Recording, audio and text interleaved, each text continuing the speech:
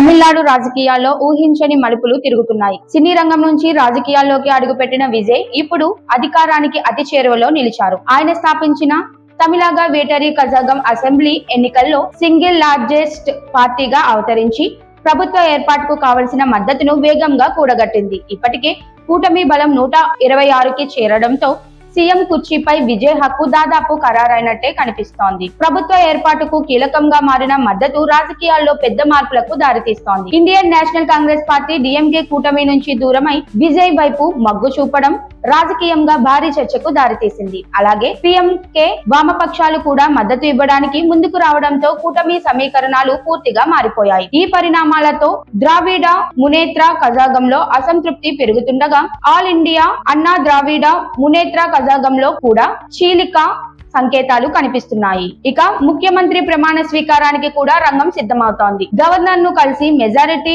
నిరూపణకు అవసరమైన మద్దతు లేఖలు సమర్పించేందుకు విజయ్ సిద్ధమయ్యారు. రేపు మధ్యాహ్నం ప్రమాణ స్వీకారం జరిగే అవకాశం ఉన్నట్లు సమాచారం. అయితే విజయ్ తీసుకుంటున్న నిర్ణయాల్లో ఒక ప్రత్యేకత కనిపిస్తోంది.